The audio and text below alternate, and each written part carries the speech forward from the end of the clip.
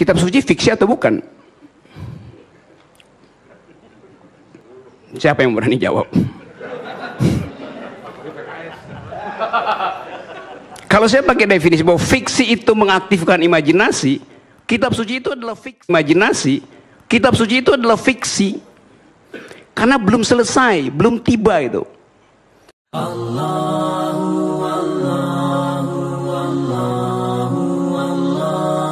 Saya dimintakan sedikit memberikan tanggapan atau juga pendapat terkait dengan hal-hal kekinian yang telah banyak dibincangkan, termasuk apakah kitab suci itu adalah fiksi atau bukan. Baik, saya ingin berikan nasihat terlebih dahulu.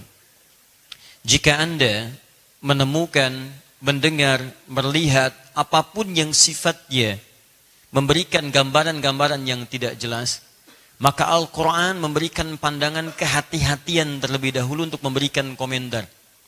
Jangan cepat berkomentar, karena keterangan nol dokumen itu menunjukkan sesuatu, hal yang tidak komplit dalam kehidupan.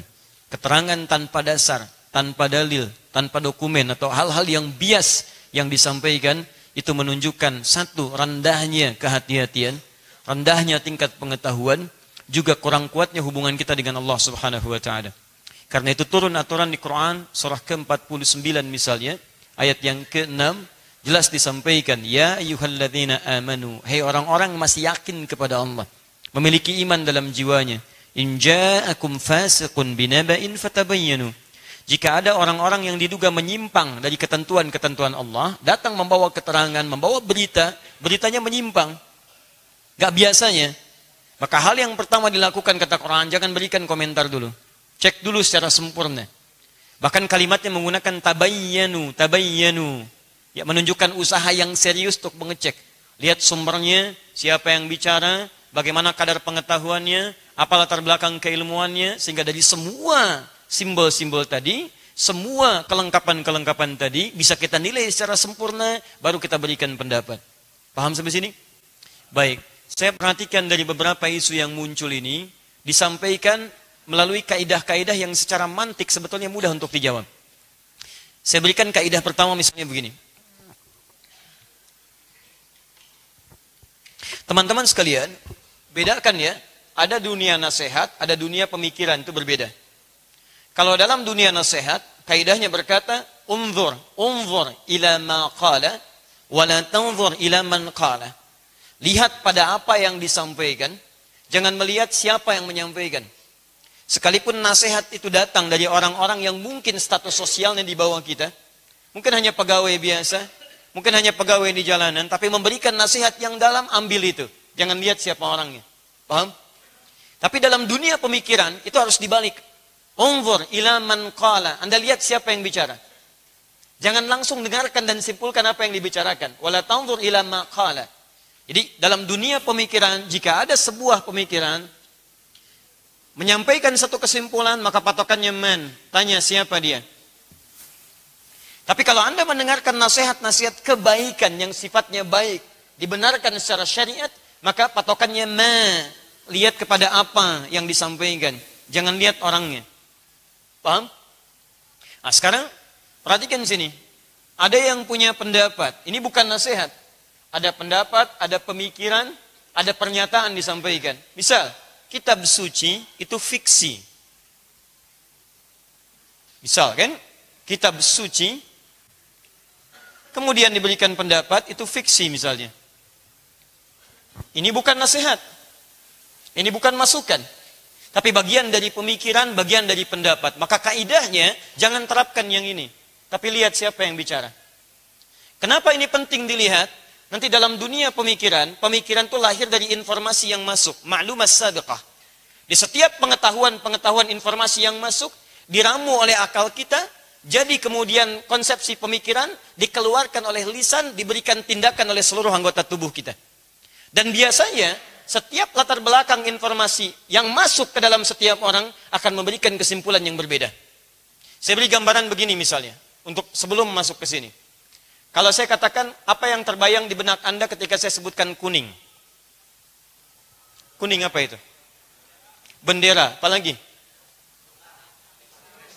Ada yang meninggal, Masya Allah. Ada kebakaran gitu kan? Baik, ada yang di sungai, ada yang emas, ada yang macam-macam. Bisa. Betul. Bahkan yang baru kemarin misalnya ada yang menyimpulkan, kuning itu ketika di ujung-ujung menang 3-0 kemudian kalah jadi penalti 3-1. Macam-macam, ya. Jadi, ya, seorang yang ditanya tentang satu pemikiran, satu pendapat, satu peristiwa, akan cenderung memunculkan latar belakang informasi yang hadir di benaknya sebelum dia merespon. Awas, ini kaidah dasar sekali. Jadi ketika Anda wajar memiliki perbedaan dengan orang lain, karena setiap orang mendapatkan informasi yang mungkin tidak sama. Kalau informasi yang masuknya sama, maka bisa dipastikan 90 sekian persen apa yang keluar dari lisannya itu pasti akan serupa, identik. Tapi ketika sumber informasinya berbeda, maka kesimpulan yang lahir itu bisa tidak sama. Contoh, kita ambil misalnya ketika dia bicara kitab suci, maka informasi yang masuk ke dalam benaknya adalah dia pernah membaca kitab suci, pernah ada masuk informasi kitab suci dalam dirinya, lalu dia berikan sebuah pendapat, kitab suci isinya begini. Pertanyaannya, kitab suci apa yang dibaca oleh yang bersangkutan? Ini poinnya. Orang itu baca Al-Quran tidak? Orang itu baca firman Allah atau tidak? Atau jangan-jangan keyakinannya berbeda dengan kita. Yang dibaca misalnya, contoh, misal, dalam kasus yang kemarin, yang baca saudara kita misalnya bukan Muslim. Yang dibaca misalnya di Kristen, dia bacanya Bible misalnya. Ya. Yang dibaca Bible. Baik, begitu dia melihat, menyimpulkan, saya baca ini, isinya ada cerita, isinya ada macam-macam, isinya ada sekian, isinya ada sekian.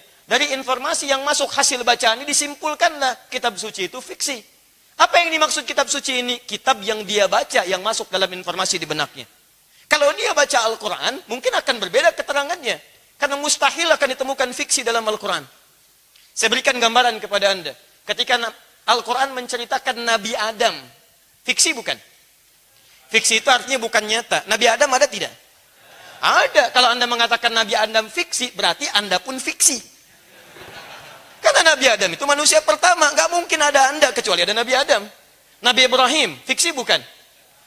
Bukan. Ada keturunan dari Nabi Ibrahim, ada Nabi Ismail, ada Nabi Muhammad. Tidak ada yang menolak Nabi Muhammad SAW. Dan tidak ada satupun yang mengatakan di muka bumi ini Nabi Muhammad fiksi. Bahkan seorang non-muslim menuliskan 100 tokoh yang berpengaruh di muka bumi, nomor satunya Nabi Muhammad SAW. Baik, artinya kalau Nabi Muhammad itu bukan fiksi, maka semua yang dibawa oleh Nabi Muhammad SAW beritanya bukan fiksi. Paham? Baik, maka jika kita bisa simpulkan bahwa orang yang berbicara tentang ini, dia tidak sedang berbicara dengan Al-Quranul Karim. Paham? Baik, jadi kalau dia tidak menyoal Al-Quran, kenapa kita mesti menjawabnya? Nah, jadi dalam kaidah ilmu mantik itu, kaidah logika, kaidah pemikiran, Anda mesti jeli dulu. Jika melihat seseorang bicara, apa yang sedang dia bicarakan akan terkait dengan informasi awal yang hadir dalam benaknya. Paham ya? Baik. Satu ini. Ada yang kedua, bagaimana Ustaz? Kalau yang berbicara itu seorang Muslim, maka bisa kita simpulkan, dia jarang baca Quran. Ini poinnya. Karena mustahil orang Muslim yang ahli Quran bisa menyimpulkan Quran itu fiksi. Silakan cek. Tapi Ustaz, lihat baik-baik ya. Bukankah dalam Quran ada hal-hal yang belum kita dapatkan? Ini Anda yang kurang belajar. Jadi kalau Anda kurang pengetahuan, jangan memberikan kesimpulan tentang informasi. Jangan salahkan sesuatu. Yang jadi persoalan, Anda yang belum mempelajarinya. Paham sampai sini? Kita ambil satu kaidah misalnya. Teman-teman sekalian, Quran itu sangat memberikan solusi pada logika. Bahkan ayat-ayat Quran itu selalu mendorong kita untuk berpikir, memaksimalkan rasionalitas dan akal kita. Karena itu sering diungkapkan, afala taqilun, afala tatadzakkarun. Apakah Anda tidak menggunakan akal Anda secara maksimal? Ayo coba renungkan, afala yatadabbarun al-Quran.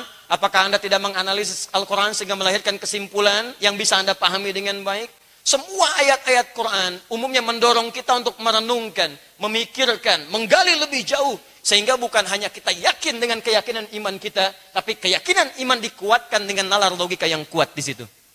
Di teman-teman sekalian, kalau Anda baca Al-Quran, mustahil rasanya ada orang menemukan di Quran bertentangan dengan logika. Yang ada hanya dua. Yang pertama, semua keterangan Quran dibenarkan oleh logika. Atau yang kedua, keterangan Quran terlampau logis, saking logisnya akal kita tidak bisa menangkapnya.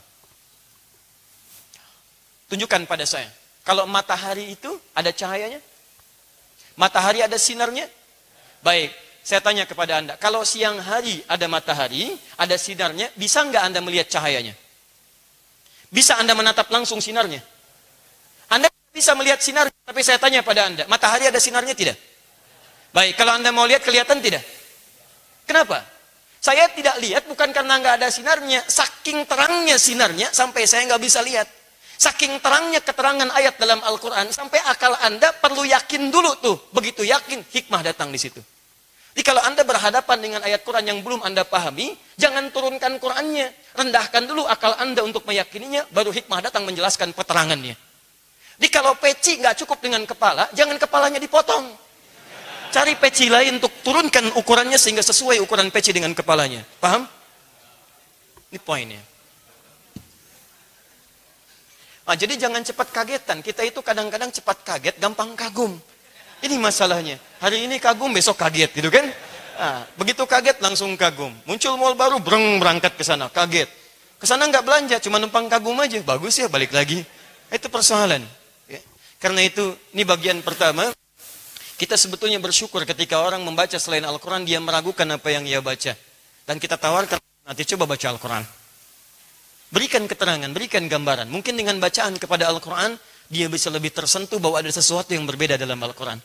Malam ini Anda bangun, doakan dalam sujud, semoga Allah berikan hidayah kepada setiap orang yang berusaha mencari kebenaran dalam kehidupan. Paham sampai sini ya? Taib.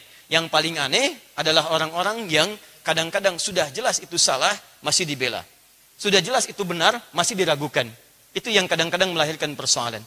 Karena itu turun kaidah pertama dalam Al-Quran, jika Anda ingin mendapatkan semua manfaat di Quran, kaidahnya dzalikal kitabu la raiba fi. Anda harus yakin dulu. Kalau Anda datang dengan keraguan, maka tidak akan menghunjam dalam hati sanubari Anda.